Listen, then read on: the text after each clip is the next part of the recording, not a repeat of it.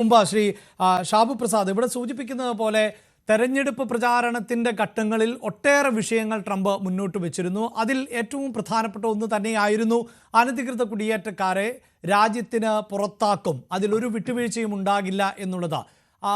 നമുക്കറിയാം, നിരവധി വിഷയങ്ങളിൽ ഏറ്റവും കൂടുതൽ ചർച്ച ചെയ്യപ്പെട്ട ഒന്നാണ്. വേണ്ടി വന്നാൽ അതിർത്തികൾ അടയ്ക്കും, അവിടെ മതിൽ പണിയും എന്നത് അടക്കമുള്ള പല പ്രസ്താവനകളും. ആ പ്രസ്താവനകളൊക്കെ വളരെ വിചിത്രവുമായിരുന്നു. അപ്പോഴെല്ലാം ഒരു പരിധിവരെയെങ്കിലും ആളുകൾ പ്രതീക്ഷിച്ചത് ഇതൊക്കെ തെരഞ്ഞെടുപ്പ് പ്രചാരണത്തിന്റെ ഘട്ടത്തിൽ ഒരു ആവേശത്തോടു കൂടി പറയുന്ന, ഒരല്പം അമിതാവേശത്തോടു കൂടി പറയുന്ന ഒന്നാകാം. പക്ഷേ ഭരണത്തിലേക്ക് എത്തുമ്പോൾ അതിൽ നിന്നൊക്കെ വ്യതിചലിക്കാം എന്നുള്ളതാണ്. ഇവിടെ ഇതാ ട്രംപ് പറഞ്ഞ വാക്ക് പാലിക്കാൻ ശ്രമിക്കുന്നു എന്നതിൽ തർക്കമില്ല. പക്ഷേ അങ്ങനെയൊന്നും നടപ്പിലാക്കുമ്പോൾ സ്വീകരിക്കേണ്ടി വരുന്ന ഒരു സാമാന്യ മര്യാദ, പ്രത്യേകിച്ച് അമേരിക്കയെ പോലെ ഒരു രാജ്യം, ലോകത്തിലെ തന്നെ ഏറ്റവും പുരാതനമായ ജനാധിപത്യ സംസ്കാരം നിലനിൽക്കുന്ന ഒരു രാജ്യത്ത് ട്രംപിന് പിഴയ്ക്കുന്നുണ്ടോ? നോക്കൂ, ഇതിപ്പോ ഈ ട്രംപിന്റെ ഈ രണ്ടാം വരവിന് ശേഷം ഈ പുള്ളി ഒരുതരം പ്രത്യേക മാനസികാവസ്ഥയിലാണ് പെരുമാറിക്കൊണ്ടിരിക്കുന്നത്. കാര്യം അമേരിക്കയാണ് ലോകത്തിലെ ഏറ്റവും വലിയ സാമ്പത്തിക ശക്തിയാണ്, ലോകത്തെ ഏറ്റവും അധികം സ്വാധീന ശക്തിയുള്ള രാജ്യമാണ്. അവരുടെ വാക്കുകൾക്കും അവരുടെ നിലപാടുകൾക്കും വലിയ കരുത്തുണ്ട്. അതിന് ലോകത്തിനെ മുഴുവനും സ്വാധീനിക്കാൻ കഴിയും. ഈ യാഥാർത്ഥ്യമൊക്കെ നിലനിൽക്കുമ്പോൾ ഈ മനുഷ്യൻ സമനില നഷ്ടപ്പെട്ടവനെ പോലെ ഇങ്ങനെ പറഞ്ഞുകൊണ്ടിരിക്കുക, പെരുമാറുക എന്ന് പറഞ്ഞു കഴിഞ്ഞു കഴിഞ്ഞാൽ അത് സത്യത്തിൽ നമുക്ക് ഒരേ സമയം അത്ഭുതം തോന്നുന്നു. എന്നാൽ ഈ മനുഷ്യൻ്റെ ആദ്യത്തെ ടേം, നമ്മൾ ആദ്യത്തെ ടൈമിലായിരുന്നു ഇദ്ദേഹത്തിന് ഈ രീതിയിലുള്ള പെരുമാറ്റങ്ങളും ഈ രീതിയിലുള്ള സംസാരങ്ങളും വാക്കുകളും എല്ലാം പ്രതീക്ഷിച്ചിരുന്നത്. പക്ഷേ ഈ ആദ്യത്തെ ടൈമിൽ വലിയ കുഴപ്പമില്ലാതെ പോയി. എന്നാൽ ഈ സെക്കൻഡ് ടൈം ഈ പുതിയൊരു SI ചാർജ് എടുക്കുമ്പോൾ, ഒരിടത്ത് ഒരു SI ചാർജ് എടുക്കുമ്പോൾ അദ്ദേഹത്തിൻ്റെ ആ പ്രസൻസ് അവിടെ അറിയിക്കുന്ന ഒരു കലാപരിപാടി ഉണ്ടല്ലോ നമ്മുടെ നാട്ടിൽ.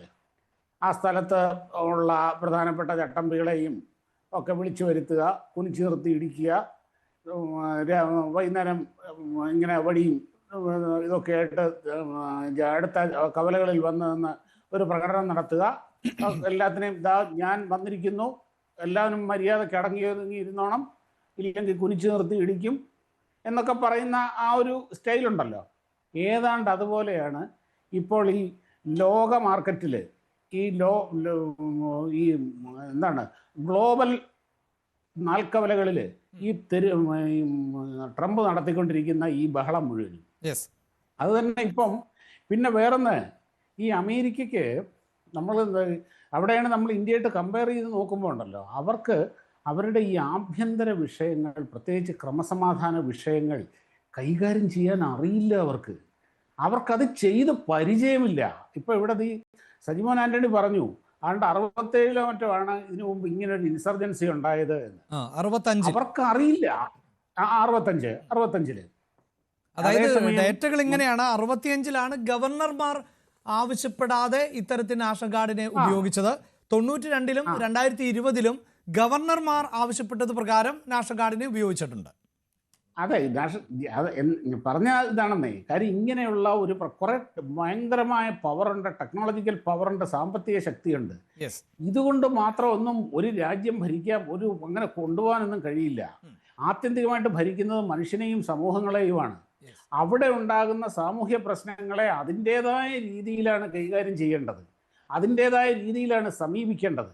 അതൊന്നുമില്ലാതെ ഈ മനുഷ്യൻ ഇങ്ങനെ സമനില നഷ്ടപ്പെട്ടവനെ പോലെ പെരുമാറിക്കൊണ്ടിരിക്കുന്നത് സത്യം പറഞ്ഞാൽ അമേരിക്കയിൽ ഉണ്ടാകുന്ന എന്ത് ചലനങ്ങളും നമ്മുടെ ഇപ്പോൾ, കാര്യം ഈ ഒരു ഗ്ലോബൽസ് പുതിയ ഈ കഴിഞ്ഞ 1-2 പതിറ്റാണ്ടുകളായി ഉരുത്തിരിഞ്ഞു വന്നിട്ടുള്ള ഈ ആഗോള സമവാക്യങ്ങളിൽ ഈ അമേരിക്കയിലെ ചെറിയ ചലനങ്ങൾ നമ്മുടെ ഗ്രാമങ്ങളിൽ പോലും പ്രതിഫലിക്കും. അതുപോലെയാണ്, അത് എല്ലാം ഇന്റർ കണക്റ്റഡ് ആണത്. അതുകൊണ്ട് തന്നെ എവിടെയെങ്കിലും നടക്കട്ടെ, ട്രംപ് അനുഭവിക്കട്ടെ എന്ന് പറഞ്ഞ് നമുക്ക് വെറുതെ മാറിയിരിക്കാനൊന്നും പറ്റില്ല. കാര്യം ഇത് നമ്മളെയും കൂടെ ബാധിക്കുന്ന പ്രശ്നമാണ്. അവിടെ ലക്ഷക്കണക്കിന് ഇന്ത്യക്കാരവിടെ ഉണ്ട്. ഒരു സാധാരണ ഒരു പ്രാദേശിക പ്രശ്നമാണിത്. ഇപ്പൊ സജീവൻ ആന്റണി പറഞ്ഞ പോലെ ഇതുകൊണ്ട് അമേരിക്ക കുലുങ്ങാനും ഒന്നും പോകുന്നൊന്നുമില്ല.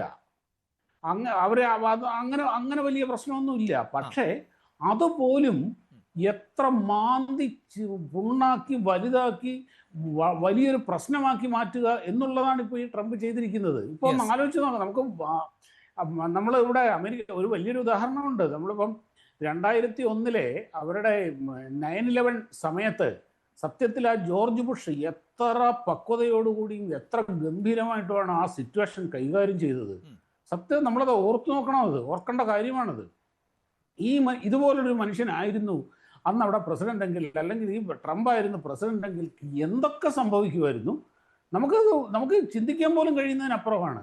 ഇത് ഇങ്ങനെയുള്ള ഒരു പ്രാദേശിക പ്രശ്നം. അതേപോലെ ഈ അനധികൃത കുടിയേറ്റം എന്നുള്ളത് അമേരിക്ക ഉള്ള കാലത്തോളം അതിന് ചരിത്രത്തോളം പഴക്കമുണ്ട്. അതിന് അവരുടെ ഒരു വലിയ പ്രശ്നമാണ്, അവർ അഭിമുഖീകരിക്കുന്ന ഒരു പ്രശ്നമാണ്. പക്ഷേ ഇതിന് ഒരുപാട് വലിയൊരു ചരിത്രമുണ്ട്. ഇത്രയും കാലത്തെ ആ കാര്യം അതിനെ കൈകാര്യം ചെയ്യുമ്പോൾ ഈ ചരിത്ര വസ്തുതകളെയൊക്കെ മുൻനിർത്തി വേണം, അതിൽ നിന്ന് പാഠങ്ങൾ ഉൾക്കൊണ്ട് വേണം ചെയ്യാൻ എന്നുള്ള ഒരു അടിസ്ഥാന ബോധം പോലും ഇല്ലാതെയാണ് ഇവർ ഈ കാട്ടിക്കൂട്ടിക്കൊണ്ടിരിക്കുന്നത്. ഞാൻ താങ്കളിലേക്ക് വരാം. അഡ്വക്കേറ്റ് ബൈജു തിട്ടാല, അതാണ് ഇവിടെ